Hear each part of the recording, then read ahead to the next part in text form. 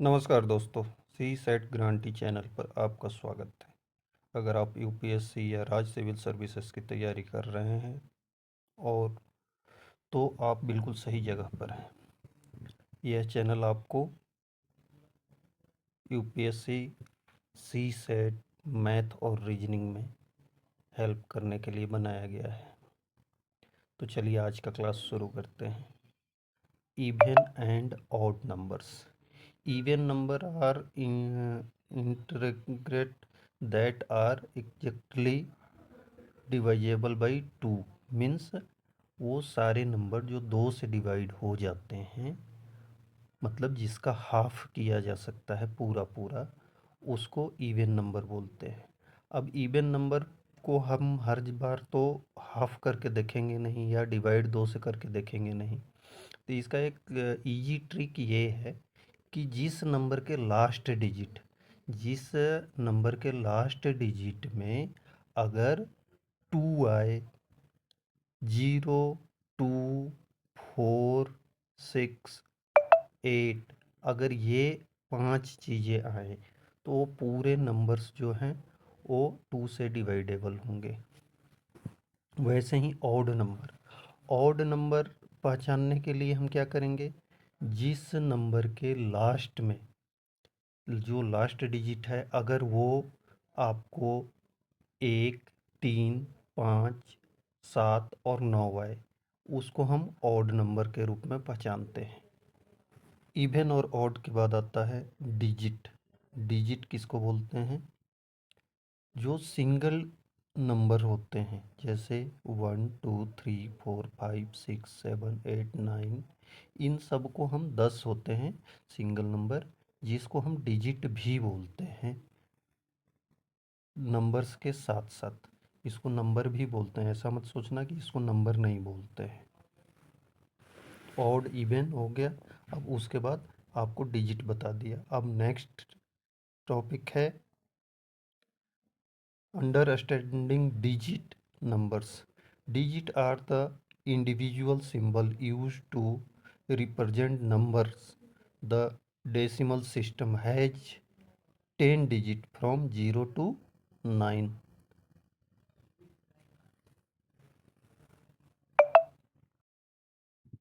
Property of digit.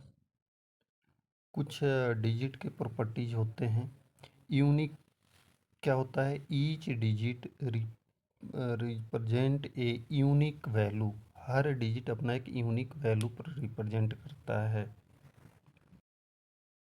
जैसे कि अगर राइट से हम काउंट करने शुरू करें और सेकंड पोजीशन पर, तो उसकी वैल्यू 10 के बराबर होती है। वैसे ही प्रॉपर्टीज ऑफ डिजिट में क्या है?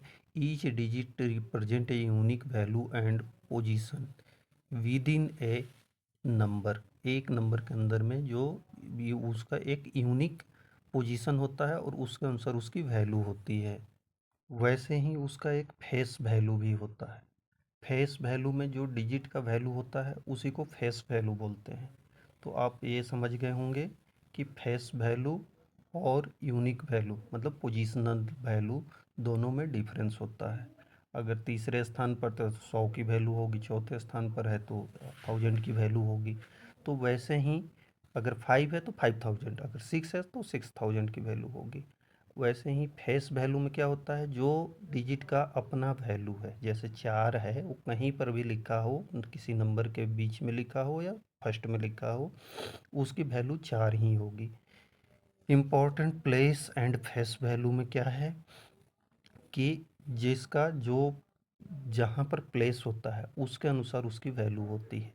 वैसे ही हम जैसे बोलते हैं कि अगर 1 से पहले 0 लगा दे तो उसकी क्या वैल्यू होगी, अगर 1 के बाद 0 लगाएं तो उसकी क्या वैल्यू होगी। ये आप अच्छा से जानते होंगे, समझते होंगे। तो फेस वैल्यू और place value and face value, ये आप समझ गए। तो आगे चलते हैं।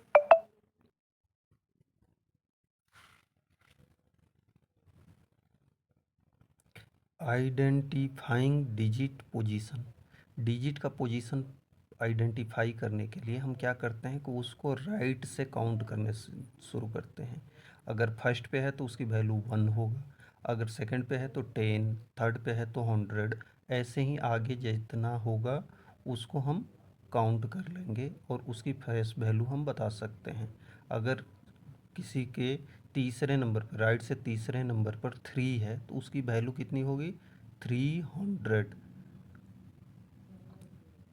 इसके बाद आता है रीअरेंजिंग डिजिट। अगर डिजिट को हम रीअरेंजिंग, इससे बहुत सारे क्वेश्चन आते हैं, ध्यान दीजिएगा, इससे बहुत सारे क्वेश्चन आते हैं। इसमें होता क्या है कि अगर कोई एक नंबर दे दिया, मतलब डिजिट्स के एक सेट ऑफ डिजिट दे दिया और उसको बोला कि इसका सबसे बड़ा वैल्यू क्या होगा, तो बड़ा वैल्यू के लिए क्या करेंगे? फर्स्ट में जो लिखेंगे, मतलब लेफ्ट साइड के जो फर्स्ट में लिखेंगे वो सबसे बड़ा वाला लिखेंगे, उसके बाद उससे जो छोटा है, उसके बाद जो उससे छोटा है, उसके बाद जो उससे छोटा है। वैसे ही अगर इसका बोल दे कि स्मॉलेस्ट नंबर क्या होगा, तो फिर इसमें क्या करेंगे? जो सबसे छोटा होगा उसको हम लिखेंगे फर्स्ट में, मतलब लेफ्ट साइड में सबसे कौन लिखेंगे? स्मॉलेस्ट वाले को लिखेंगे। इस तरह से उससे जो बड़ा होगा उसके बाद लिखेंगे, उससे बड़ा होगा उसके बाद लिखेंगे। तो ऐसे जब हम लिखेंगे तो पूरे नंबर को जब डिजिट को लिख लेंगे तो जो वैल्यू आएगा वो सबसे स्मॉलेस्ट नंबर होगा। तो आप ग्रेटेस्ट नंबर और स्मॉलेस्ट नंबर समझ गए होंगे। अब आगे देखते हैं स्ट्रेटजी इन रीअरेंजिंग। इसमें क्या है? Place the smallest even digit and the end of arrange remaining in ascending order. अगर इसको हम असेंडिंग ऑर्डर में लिखें तो क्या होगा? सबसे स्मॉलेस्ट नंबर होगा। वैसे ही अगर इसको डिसेंडिंग ऑर्डर में लिखें तो क्या होगा? सबसे ग्रेटेस्ट नंबर है, लार्जेस्ट जो नंबर है वो हमें प्राप्त हो जाएगा। समझ में आ रहा है? आगे चलें। नेक्स्ट देखते हैं क्या है, counting digit occurrences. How many time of does 7 appear from 1 to 1000, 1 to 100? अगर 1 से 100 के बीच में पूछा जाए कि 7 कितने बार आता है, तो आंसर क्या होगा? 20 टाइम, क्योंकि 10 टाइम इन यूनिट्स की जगह पर आता है और 10 टाइम इन प्लेस ऑफ 10 की जगह पर आता है। तो इस तरह कोई भी जो वैल्यू है वो जो भी 1 से 100 के बीच में अगर पूछा जाए तो ये 20 बार ही आता है। अगर 3 पूछा जाए तो 3 20 बार आता है, वैसे ही 2 पूछा जाए तो 2 20 बार आता है। क्यों आता है? क्योंकि एक बार ये 10 टाइम्स में यूनिट की जगह पर आता है, फर्स्ट नंबर पे आता है, और 10 टाइम में सेकंड नंबर पे आता है। लेकिन ये 1 और 0 के लिए अलग हो जाता है। 1 और 0 के लिए जब आएगा तो पढ़ाएंगे। यूज इन लॉजिकल रीजनिंग, इसका लॉजिकल रीजनिंग में भी यूज होता है। डिजिट पोजीशन एंड वैल्यू आर की and aptitude and resourcing questions. इसमें हम लॉजिक रीजनिंग जब पढ़ेंगे तो बताएंगे कि डिजिट और नंबर्स का कैसे यूज करके रीजनिंग बनाई जाती है और उसका सॉल्यूशन कैसे किया जाता है। Application in math, these concept apply addition, subtraction, multiplication and division. मतलब क्या है कि अगर कोई एक ही अपली मैथमेटिक्स में आपको प्लस माइनस मल्टीप्लाई और डिवीजन सभी दे दें तो इसमें क्या होता है? बोर्ड मास रूल का प्रयोग करते हैं। मतलब सबसे पहले डिवाइड को करते हैं, उसके बाद मल्टीप्लाई करते हैं, फिर एडिंग करते हैं और फिर सब्सट्रैक्शन करते हैं। तो जिस जिसके पास जो जो होगा वो कर लेना। डेसिमल सिस्टम में क्या है? Base 10 system use place value to present all number with digit 0 to 9।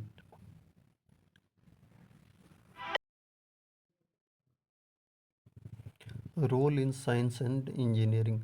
बहुत से लोग पूछते हैं कि मैथ पढ़ने का क्या फ़ायदा है, क्या कभी इसका यूज भी होता है? तो हाँ भाई, इसका यूज होता है। किसमें? इंजीनियरिंग में भी होता है, साइंस में होता है।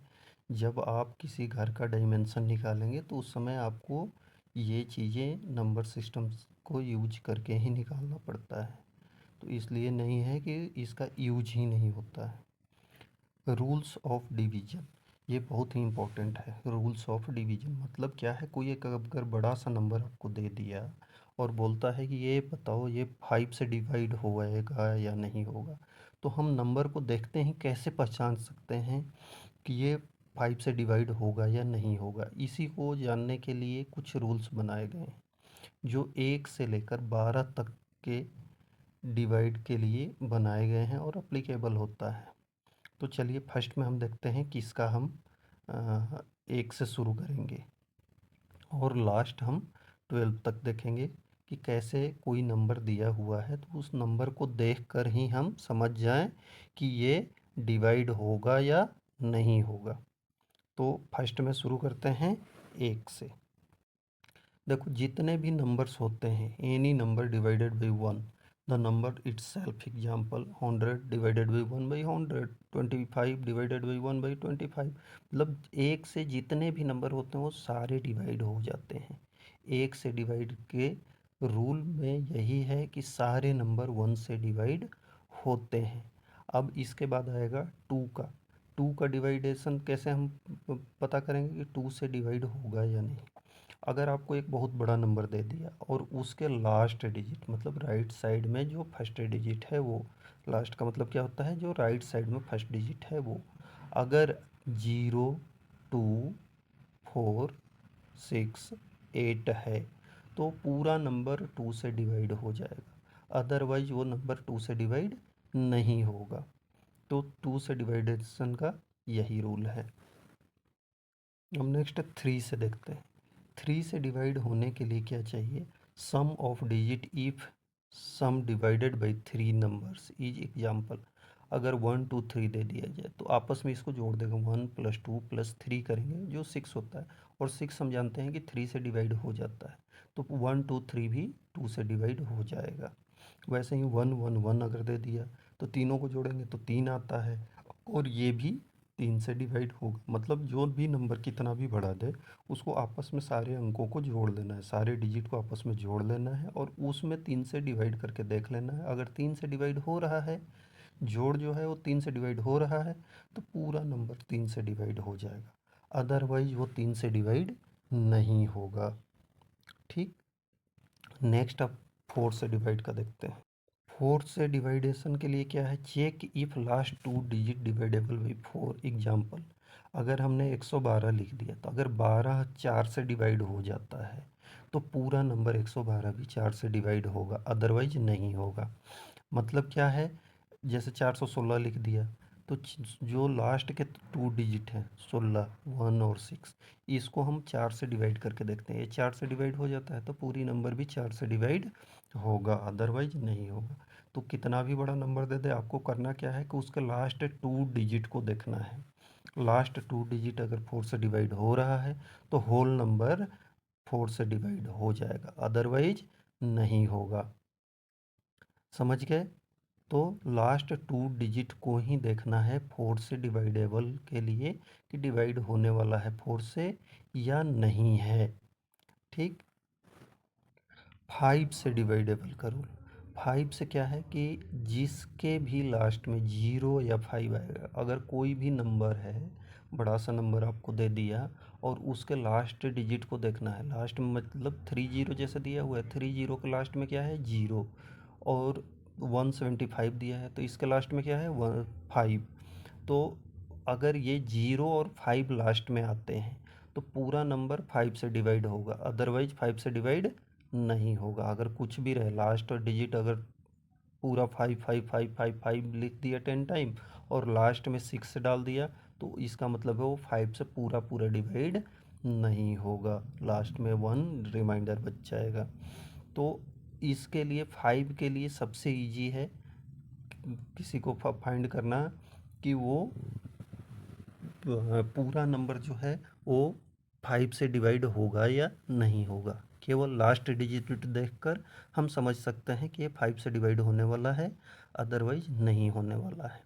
लास्ट में याद रखना क्या आना चाहिए, 0 या 5।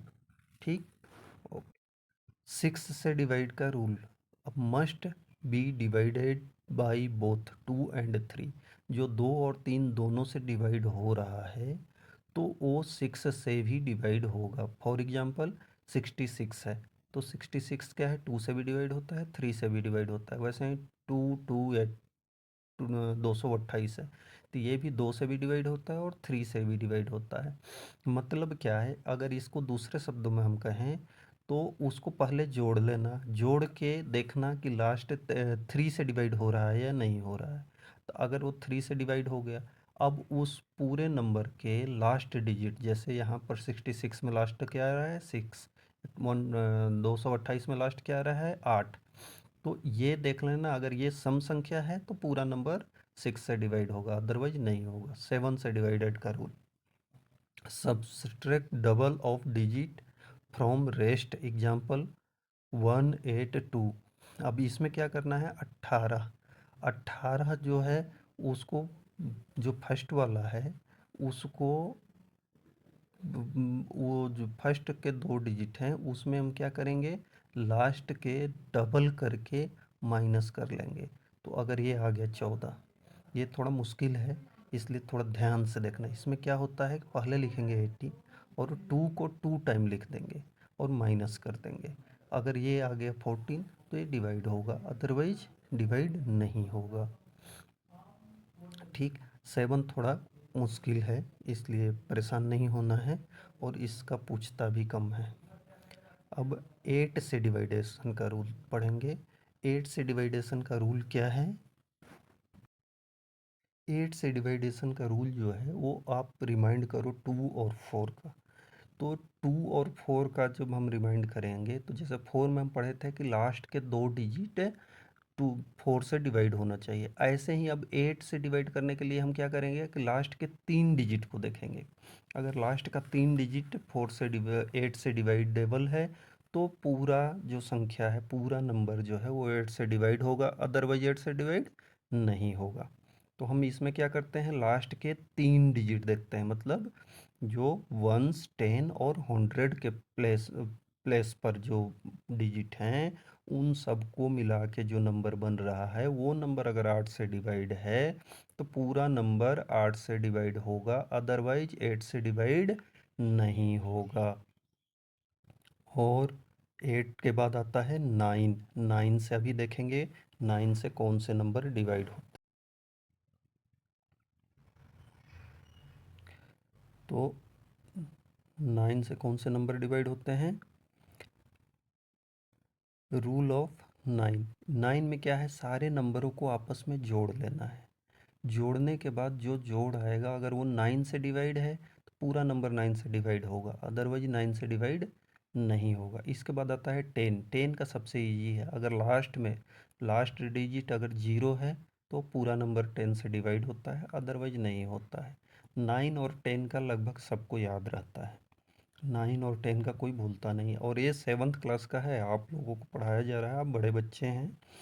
ये क्लास 7th में मैंने खुद पढ़ा था जब मैं 7th क्लास में पढ़ता था।